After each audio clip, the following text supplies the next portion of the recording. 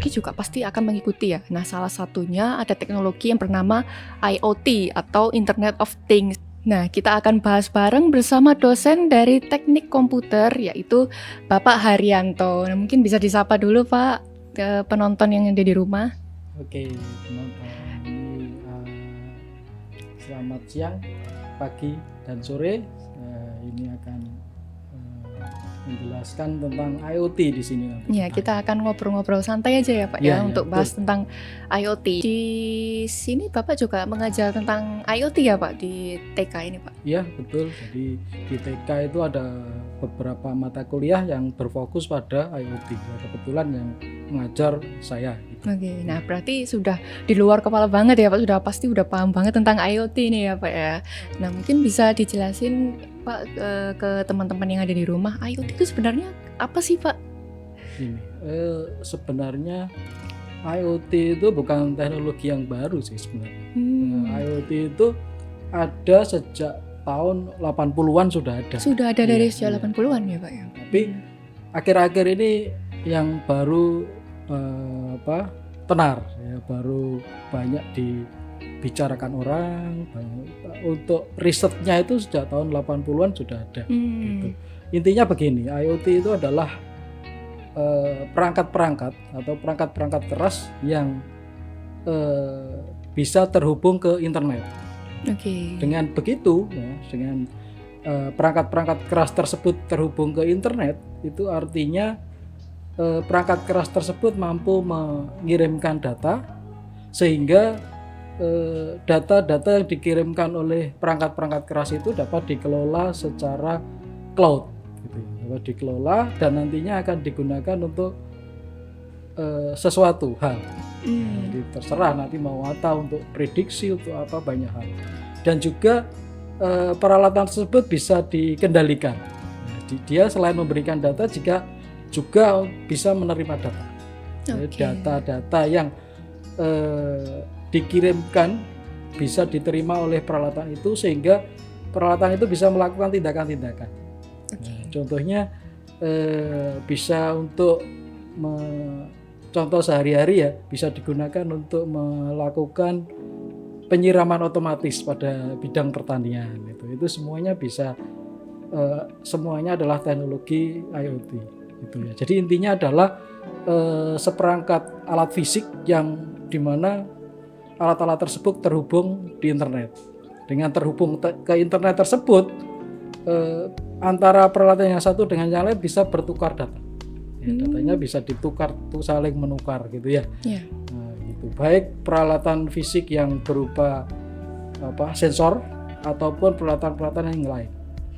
Dan contohnya juga di smartphone kita. Nah, smartphone kita itu bisa menjadi salah satu objek atau peralatan yang terhubung ke internet, sehingga smartphone kita juga bisa dinamakan device IoT. Jadi peralatan yang bisa digunakan untuk IoT juga. Gitu. Berarti kalau IoT ini harus ada perangkat kerasnya itu ya Pak ya? Atau bagaimana? Atau hanya cukup ada bisa jaringan internet itu bisa jadi IoT-nya gitu? Gini, untuk internet ada beberapa hal yang harus ada ya. Jadi komponen-komponen penting yang ada di IoT. Contohnya satu, device. Jadi harus ada device atau perangkat. Ya, itu harus ada. Perangkat itu macam-macam ya. Pokoknya perangkat yang terhubung ke internet yang berupa sensor atau peralatan yang lain itu disebut device. Yang kedua harus ada interkoneksi atau perangkat untuk berkomunikasi. Jadi ada device, kalau tidak ada perangkat berkomunikasi ya itu belum disebut sebagai IoT. Terus yang ketiga harus ada platform IoT-nya. Jadi di sini yang disebut platform IoT itu adalah server yang mengelola data yang dikirimkan oleh perangkat-perangkat IoT atau device IoT yang ada itu, datanya dimasukkan ke platform IoT, kemudian diolah di sana. Terus yang berikutnya setelah device, setelah perangkat komunikasi, platform IoT, Terus ada juga yang namanya big data. Big data itu adalah yang digunakan untuk pengelolaan data. Ya, datanya dikelola sehingga nantinya data itu bisa bermanfaat untuk apa begitu. Itu mungkin antara lain hal-hal yang penting yang harus ada di IoT. Jadi gini, IoT itu bukan ilmu yang berdiri sendiri ya. Sebenarnya IoT adalah berbagai macam ilmu, dari berbagai macam ilmu menyatu sehingga punya peran masing-masing. Jadi di situ ada orang telekomunikasi yang mengurusi komunikasinya, di situ ada orang informatika yang mengurusi tentang server yang ada di platform IoT.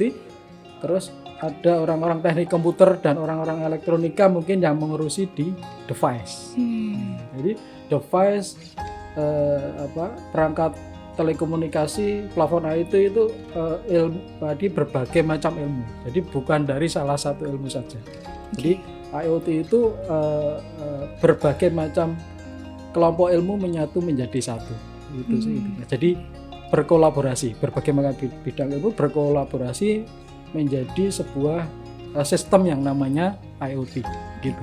Berarti IoT ini sistem ya Pak, bukan berupa kayak mungkin aplikasi atau mungkin ada wujud fisiknya mungkin seperti chip atau kayak gimana gitu Pak? Oh bukan, jadi IoT itu sistem. Sistem ya. Yang salah satunya device IoT itu. Nah, device IoT biasanya berupa chip. Berupa chip yang dimana chip itu bisa mengumpulkan data-data. Mungkin contohnya yang Arduino itu mungkin ya Pak? Arduino. Sini nanti saya membawa Bawa, contohnya. Pak. Contohnya ya. Bisa Alat ditunjukkan kecil ya, itu Pak? tapi sakti. Iya. Itu kelebihannya Arduino kayak gimana nih Pak? Ya ini adalah contoh dari device IoT. Jadi berbasis Arduino alat ini. Oh berbasis Arduino. Berbasis Arduino. Namanya banyak sekarang peralatan-peralatan yang berbasis Arduino atau berbasis yang lain yang support dengan IoT. Jadi alat kecil ini kalau dinyalakan bisa langsung terkoneksi dengan WiFi. Dan kalau WiFi itu terkoneksi ke internet, tentu saja alat ini bisa terkoneksi dengan internet juga. Kalau sudah terkoneksi dengan internet, data yang ada di alat ini bisa dikirimkan ke platform IoT. Dari platform IoT bisa diambil menggunakan handphone. Nah, contohnya kalau alat ini saya hubungkan dengan sensor suhu di rumah saya bisa tahu suhu rumah saya berapa dari handphone saya meskipun saya berada di manapun. Nah, itu contoh dari penerapan IoT. Dan juga kalau saya hubungkan dengan contohnya sensor untuk keamanan rumah. Rumahnya pada saat saya tinggal saya tutup kan ya. Saya tutup, saya kunci dan di situ pintunya saya kasih sensor.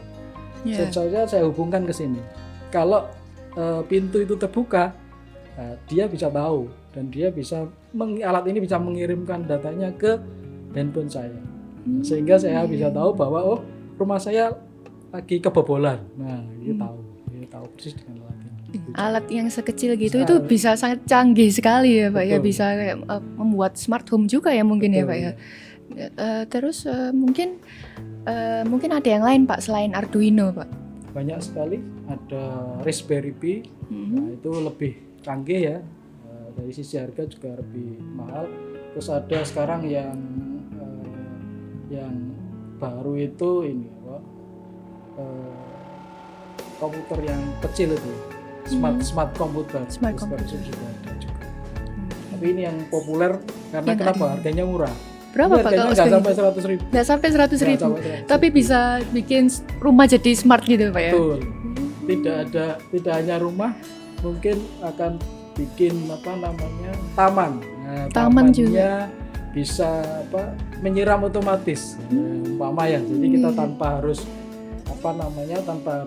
menyiram manual gitu ya. Itu bisa kita hubungkan ke keran air dan keran itu bisa membuka otomatis jika dibutuhkan untuk menyiram tanaman. Berarti bisa kayak ngeset waktunya itu. Betul, disiramnya kapan ngeset gitu. Waktu dan juga melihat tanahnya sudah kering atau belum bisa. Jadi bisa dipasari sensor namanya kelembapan tanah. Jadi kelembapan tanahnya seberapa, perlu disiram apa enggak, ini bisa dilakukan.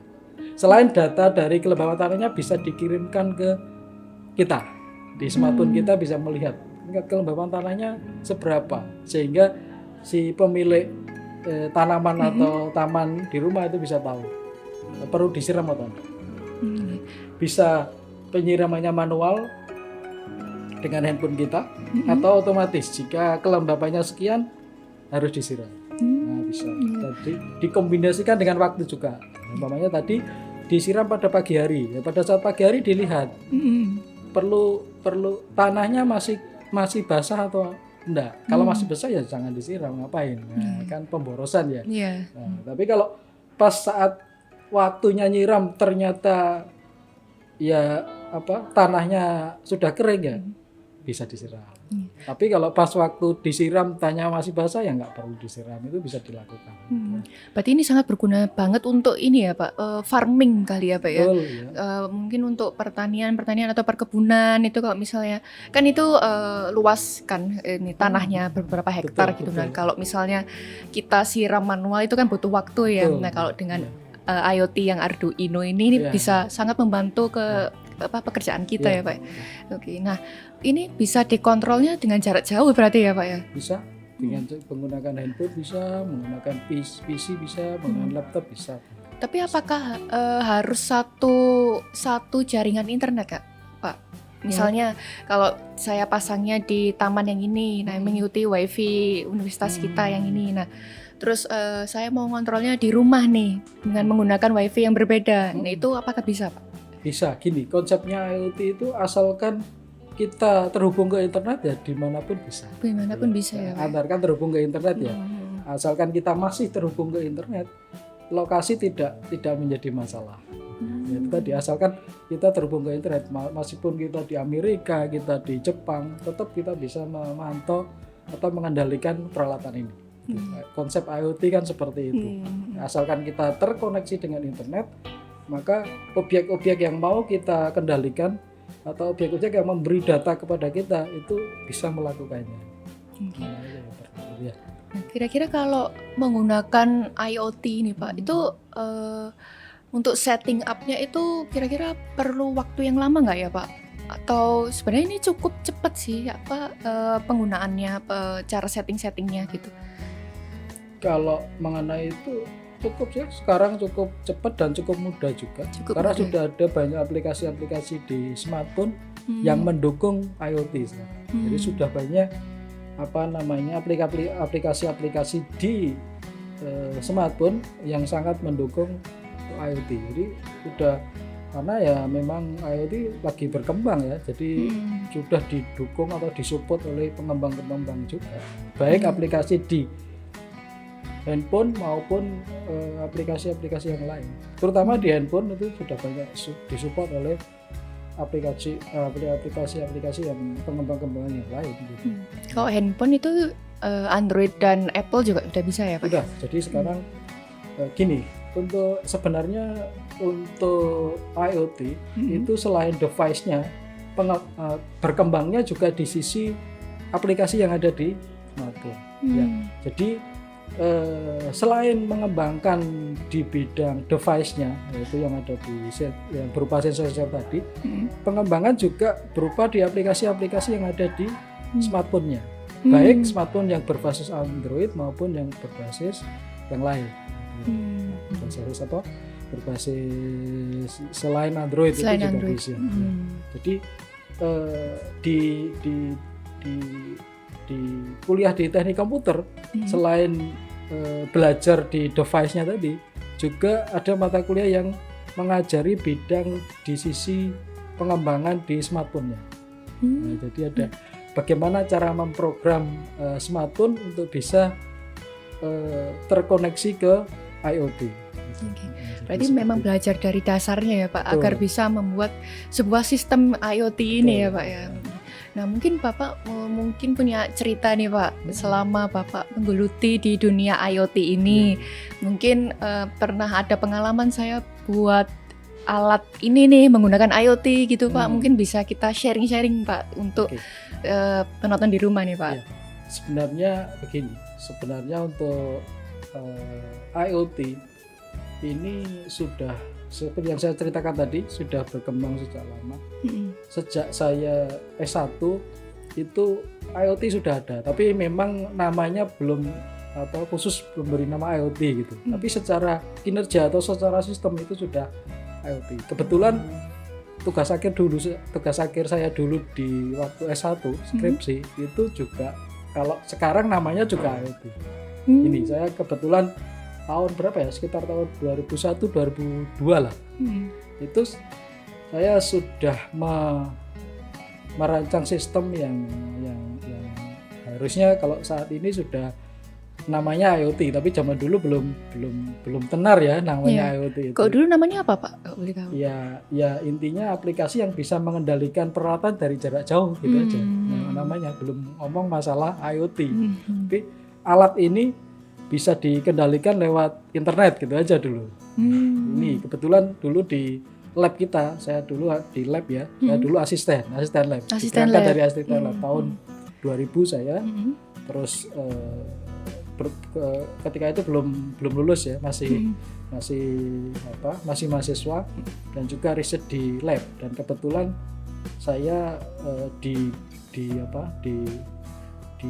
diberi amanah untuk meriset atau mengembangkan robot. Jadi kita punya robot lengan dulu ya. Di tahun 2000-an itu sudah punya robot lengan. Dan robot ini disuruh dikembangkan kemana.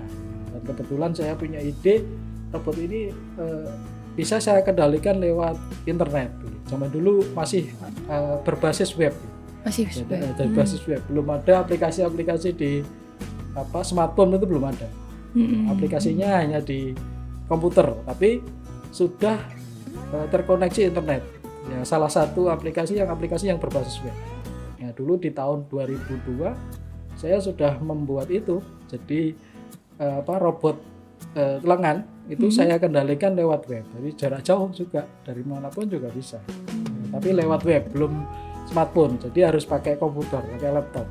Sama dulu juga laptop masih jarang-jarang, masih mahal, masih komputer PC itu. Mungkin dulu internet juga nggak semasif sekarang juga ya. Iya, belum. Yang punya ya sekolah-sekolah yang perguruan tinggi yang ada yang di teknologi informasi. Untuk perguruan tinggi yang lain ya kan belum. Apalagi yang rumah-rumah belum pasti. Nah, jadi karena kebetulan di Universitas Dinamika ini yang dulunya bernama Stikom saat itu internetnya paling maju, paling duluan gitu. Tahun 2000, tahun 90-an sudah. Bapak ini ya lulusan dari Stikom ya Pak S1-nya? Saya kebetulan S1 dari Stikom, dan riset saya atau skripsi saya tentang itu sudah mengarah ke teknologi IoT. Terus dari situ saya mulai sebenarnya riset berikutnya belum ke IoT, tapi ke arah embedded system atau namanya microcontroller. Saya meneliti di sana. Di awal meneliti itu, tapi kemudian meneliti di microcontroller. Nah, microcontroller itu adalah langkah awal untuk menuju device yang bisa terkoneksi ke internet.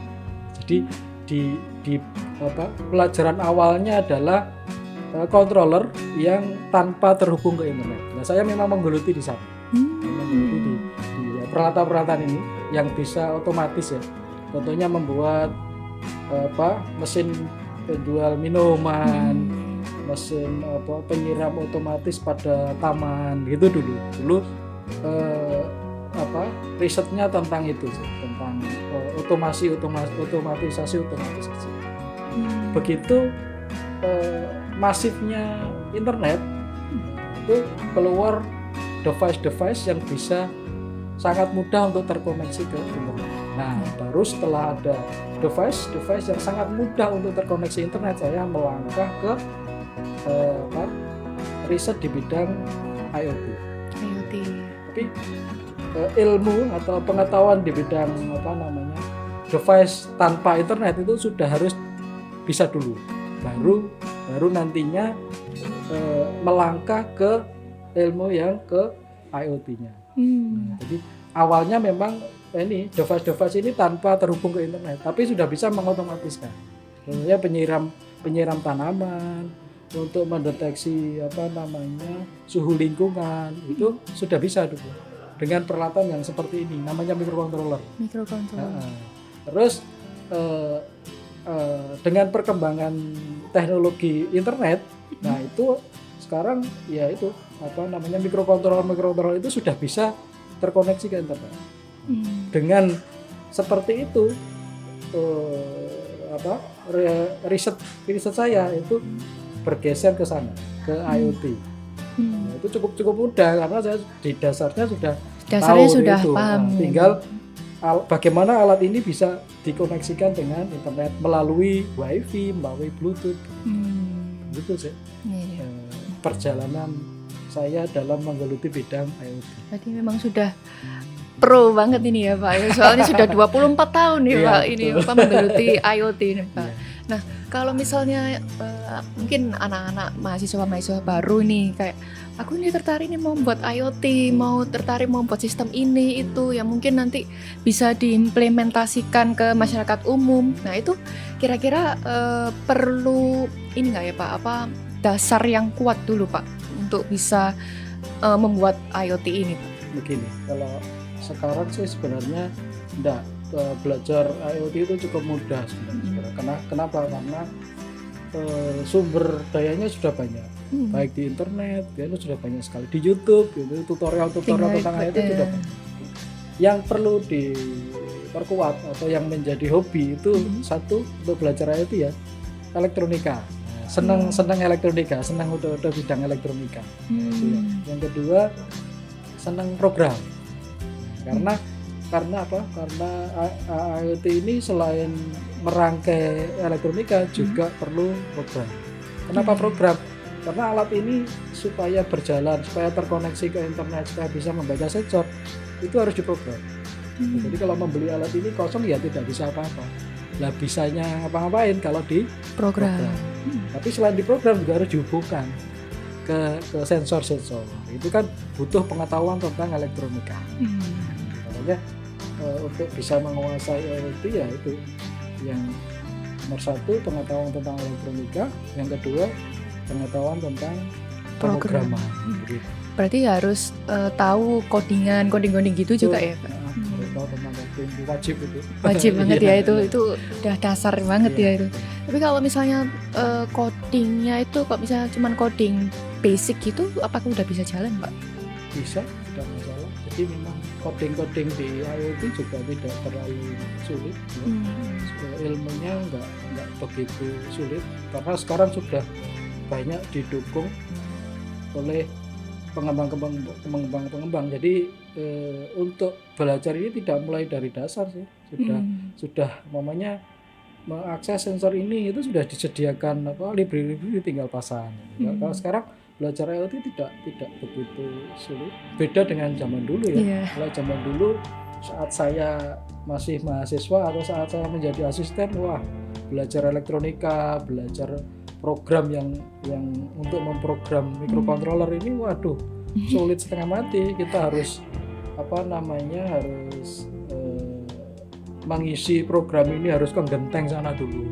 Oh iya Pak. Iya, jadi untuk program ya, kita program di komputer, programnya kan harus dimasukkan ke alat. Oh iya. Untuk proses memasukkan ke alat ini dulu harus ke genteng karena alatnya mahal, kita nggak mungkin beli. Mungkin kayak di warnet gitu ya Pak ya? Ya di toko elektronik. Toko elektronik yang menyediakan peralatan untuk memasukkan program ke dalam alat ini. Jadi seperti itu zaman dulu ya, Kalau sekarang enggak, sekarang sudah gampang. Tinggal masukin di PC, tinggal di load, sudah jalannya di mana, sudah bisa. Jadi untuk belajar gampang sekarang tidak menjadi halangan, saya kira ya cukup pengetahuan sedikit tentang pemrograman dan elektronika. Pasti bisa jalan ya Pak. Pasti bisa. Bisa membuat ini ya barang-barang IoT yang memudahkan pekerjaan manusia ya Pak ya. Iya. Nah, kan ini kayak ada banyak sekali ya Pak kemudahan-kemudahan yang bisa didapatkan oleh masyarakat kalau kita pakai IoT ya Pak. Nah mungkin ada sisi negatifnya Pak atau dampak negatifnya kalau kita itu keseringan pakai IoT itu nanti bakal kayak gimana sih Pak? Kalau dari sisi negatif sih sebenarnya tergantung kita sih. Memang gini, yang namanya IoT, yang namanya internet itu tentu saja data-data kita itu dikirimkan ke internet. Berarti data-data kita, data-data milik kita itu sudah menjadi milik umum. Maksudnya datanya sudah dilempar ke internet, berarti siapa saja bisa menangkapnya. Nah itu sisi jeleknya. Dan kalau data kita sudah ditangkap oleh orang lain, nah bisa dimanfaatkan macam-macam. Nah tapi ada banyak sekarang sih security supaya data kita itu tidak bisa dibaca dengan mudah oleh orang lain. Nah itu penting. Memang gini, IoT itu harus disertai dengan security. Itu isu pentingnya seperti itu. Jadi di perusahaan-perusahaan yang ingin menerapkan IoT itu pasti pertanyaannya adalah apakah keamanannya bisa ditanggung. Ya, pasti pertanyaan seperti itu. Jadi gini, isu IoT ini harus diikuti dengan keamanan komputer atau cyber security lah. Nah, istilahnya sekarang yang ngetren adalah cyber security. Ya memang benar. Jadi IoT, percuma IoT-nya berkembang tapi di data-data kita tidak terlindungi. Wah itu sangat bahaya sekali. Jadi memang berkembangnya IoT harus juga diikuti dengan perkembangan cyber security, yaitu keamanan. Nah, itu wajib hukumnya. Karena orang tidak mungkin akan rela kalau data-datanya diambil oleh orang lain. Contohnya kalau itu perusahaan besar, di situ ada mesin yang mesinnya sudah terkoneksi dengan internet atau mesinnya sudah berbasis IoT. Nah, itu sangat berbahaya kalau mesinnya tiba-tiba bisa dikendalikan oleh orang lain. Krusial banget itu Pak. Bisa terjadi. Kalau dari security tidak bagus, mesinnya bisa dikendalikan oleh orang lain atau bahkan mesinnya bisa dirusak oleh orang lain. Kenapa? Tiba-tiba mesinnya bisa berjalan sendiri. Nah itu kan bahaya. Mungkin terjadi, bisa. Kenapa? Karena alat tersebut sudah terkoneksi ke internet. Kalau sudah terkoneksi ke internet, berarti siapapun itu bisa membaca data-data dari peralatan tersebut. Nah, itulah gunanya melindungi data-data itu. Caranya melindungi dengan apa ya? Dengan ilmu tentang cyber security. Memang harus mengikuti itu. Jadi IoT tidak hanya IoT sendiri, ya harus diikuti dengan ilmu-ilmu yang lain. Di sini di Universitas Amerika kebetulan sedang menggalakkan itu kan ya, sedang menggalakkan tentang cyber security. Ya, itu penting memang. Iya. Karena semakin berjalannya teknologi itu juga cyber security itu juga harus turut berdampingan gitu ya Pak. Agar kalau misalnya yang IoT ini lebih tinggi dari cyber security ini nanti mungkin ada celah yang bisa dimasukin sama orang-orang yang jahat itu yang tidak bertanggung jawab itu ya Pak. Itu akan sangat berbahaya. Nah kalau misalnya misal kita sudah ngerti tentang IoT, nah ini apakah kira-kira kita juga pasti ngerti ini Pak, apa tentang cyber security walaupun dikit-dikit gitu Pak? Ya harusnya seperti itu.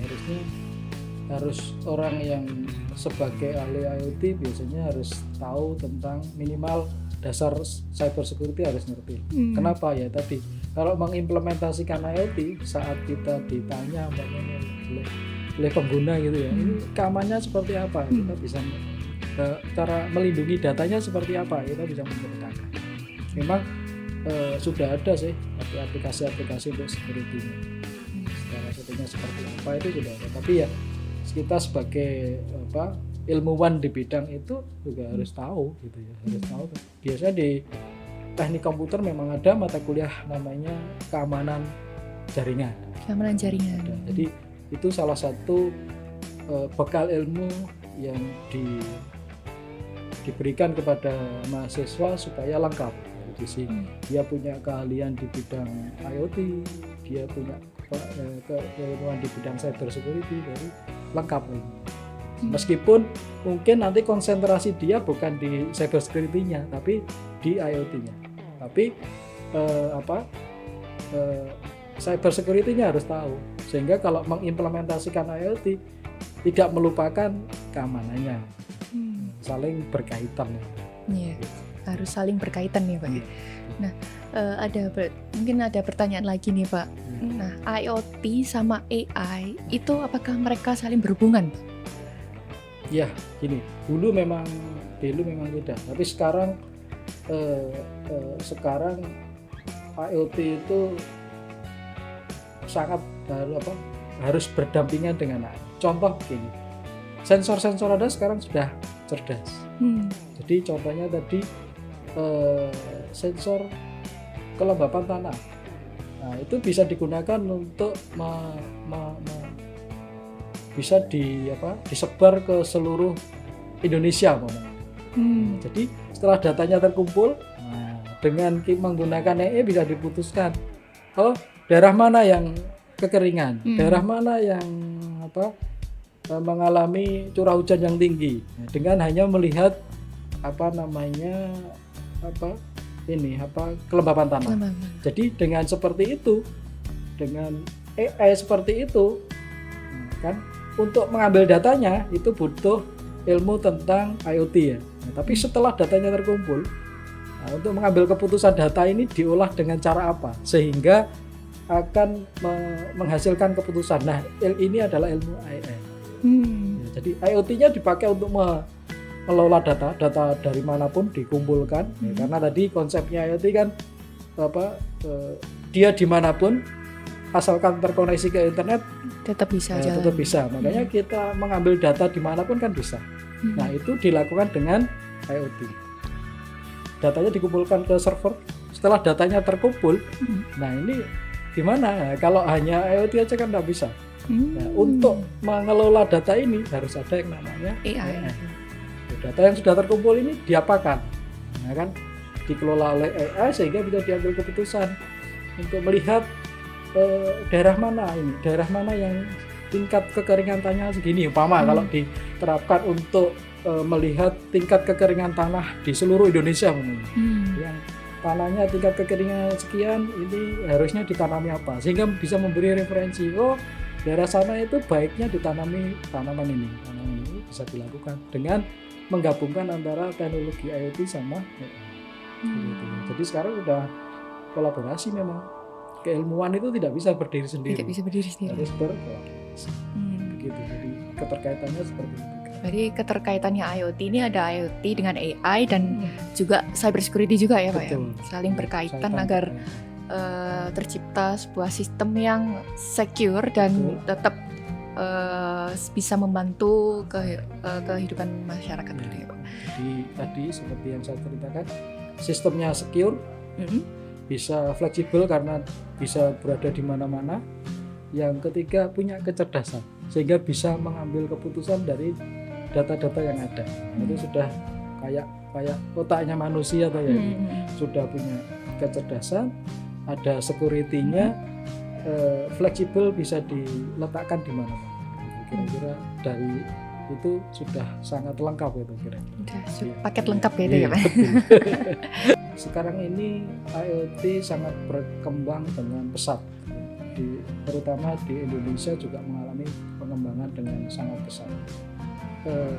Saya mempunyai cita-cita untuk memasyarakatkan IoT ini ke semua bidang, ya, terutama di bidang yang Indonesia banget itu adalah bidang pertanian.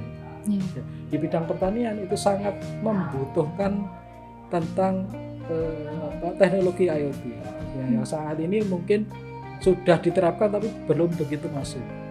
Kenapa begitu? Karena satu, IoT sekarang sudah tidak mahal. Kenapa tidak mahal? Dari sisi data internet juga murah, device-device yang dibutuhkan juga tidak mahal.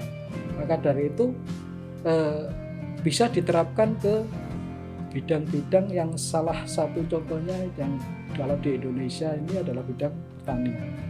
Bisa dikembangkan di sana sehingga nanti petani-petani itu tidak hanya petani tradisional, tapi menjadi petani-petani yang modern. Modern. Ya, petani-petani yang modern dan digemari oleh para pemuda. Sekarang ini kan pemuda kalau jadi petani itu kan gengsi. Iya, gengsi. Tapi kalau Malu. petani yang ahli IoT, wah itu kan bagus. Itu baru itu. Nah, dan itu akan menjadi tren-tren anak muda yang bisa mengangkat bangsa dan negara, sehingga isu tentang kemandirian pangan itu bisa terselesaikan. Itu antara lain. Terus di bidang kelautan mungkin, bidang perikanan. Nah, di bidang perikanan bisa menerapkan IoT itu juga, karena di Indonesia sangat kaya dengan hasil-hasil ikan yang harganya cukup mahal. Contohnya udang itu banyak sekali. Tapi selama ini memang dikelola dengan sangat tradisional. Nah, itu bisa diberikan teknologi IoT sehingga kedepannya akan menghasilkan produk-produk yang layak diekspor. Kenapa? Ya sebenarnya sangat potensial Indonesia. Tinggal hanya menerapkan teknologinya saja, menggabungkan teknologi-teknologi yang sudah ada di masyarakat ke bidang-bidang yang lain. Saat ini kan terasa berjalan sendiri-sendiri ya. Pertanian berjalan sendiri, perikanan berjalan sendiri, terus ilmu tentang teknologi komputer atau tentang IT berjalan sendiri. Kan harusnya tidak seperti itu. Harusnya perkembangan di bidang IT bisa diterapkan atau diimplementasikan di bidang-bidang yang lain, sehingga bidang-bidang lain akan menjadi maju dengan implementasi IT-nya. Gitu, terutama di bidang IoT sangat bisa berkembang dengan pesat nantinya. Artinya masyarakat harusnya bisa mengenal bidang itu, sehingga penerapannya menjadi tidak asing lagi. Itu sih saya kira. Ya. Untuk bisa belajar IoT ini berarti bisa langsung sama Pak Arianto ini. Oke, ya Pak. Silakan. Sekian dari podcast kita hari ini. See you on the next episode. Bye bye.